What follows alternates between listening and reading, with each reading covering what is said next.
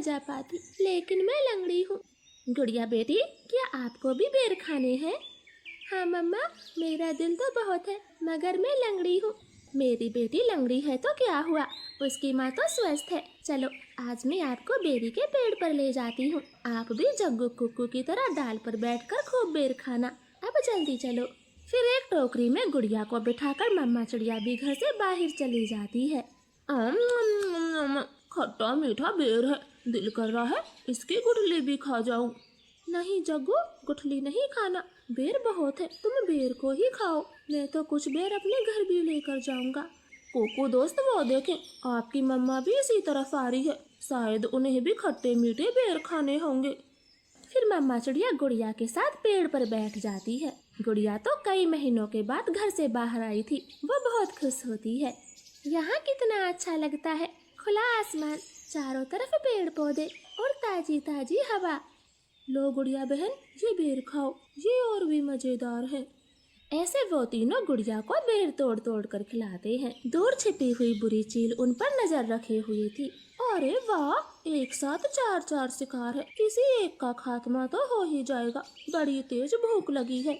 फिर वो बुरी चील धीरे धीरे बेरी के पेड़ तक पहुंच जाती है और एकदम से उन्हें घेर लेती। जग्गू और कुक्कू तो डर के मारे मम्मा चिड़िया के पीछे छुप जाते हैं। सब ऐसे ही खड़े रहो, अगर एक भी भागा तो कच्चा चबा जाऊंगी, बड़ी तेज भूख लगी है मुझे। नाना चील जी, हमें जाने दे, हमारी जान बख्श दे, छोटे बच्चों पर रहम करें। नाना चिड़िया, किसी एक को तो अपना शिकार बनाकर ही खाऊंगी। चील उनके सामने बैठी थी। तभी धीरे से जग्गू कौवा कुक्कू के कान में बोलता है, कुक्कू दोस्त, इस चील को गुड़िया को सौंप देते हैं, वैसे भी गुड़िया लंगड़ी है, ये जी कर क्या करेगी, कम से कम हम तीनों की तो जान बचेगी। जग्गू की ये बात सुनकर कुक्कू तुरंत अपनी माँ से बोलता है, मम्मा मम्मा, गुड़िया को यहीं छोड़ दो और चलो यहाँ से, हम अपनी जान बचाते हैं। हाँ भाई, ये भी ठीक है, मेरा काम इस लंगड़ी चिड़िया से ही चल जाएगा, तुम सब चले जाओ। चील ने इतना कहा ही था कि तभी रानो चिड़िया जोर से चील को धक्का मारती है और पेड़ से नीचे गिरा देती। जग्गू कुक्कू, गुड़िया को साथ लेकर यहाँ से भाग जाओ, मैं इस चील को आपके पीछे नहीं आने दूंगी, बेटा जल्दी से भागो यहाँ से। इतना कहकर रानो चील पर हमला कर देती है और जग्गू और कुक्कू टोकरी लेकर वहाँ से भाग जाते हैं। चिड़िया और चील में काफी देर तक लड़ाई होती है और आखिर में चील रानो को जान से मार देती है। मरगी, छोटी चिड़िया मरगी, मुझसे लड़ने चली थी, अब तेरा मांस में मजे से खाऊंगी। कुक्कू भाई, मम्मा अभी तक घर नहीं आई। मम्मा को चील ने मार दिया है, वरना वो अब तक आ जाती, क्या जरूरत थी मम्मा को वहाँ ले जाने की।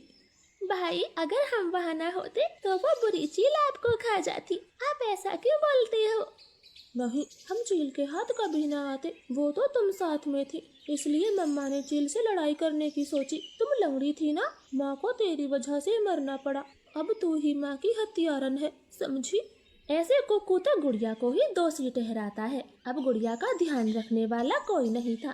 कुक्कू सारे सारे दिन बाहर घूमता फिरता, वो लंगड़ी बहन का बिल्कुल भी ख्याल नहीं रखता, चाहे वो भूखी हो या फिर प्यासी हो। भाई, सुबह से रात हो गई है, आप मेरे लिए कुछ खाने को नहीं लाए? जंगल में भोजन की कमी हो गई है, अपना पेट भरना ही बड़ा मुश्किल है, ऐसे में तेरे लिए दाना कहाँ से लाता? ऐसा बोलकर कुक्कू तो सो जाता है। गुड़िया को पूरी रात नींद नहीं आती, क्योंकि वो तो कई दिनों से भूखी थी। मम्मा मम्मा, अगर आज आप जिंदा होती तो मेरा कितना ख्याल रखती, अब तो मुझे भी भूखा सोना पड़ता है, मैं क्या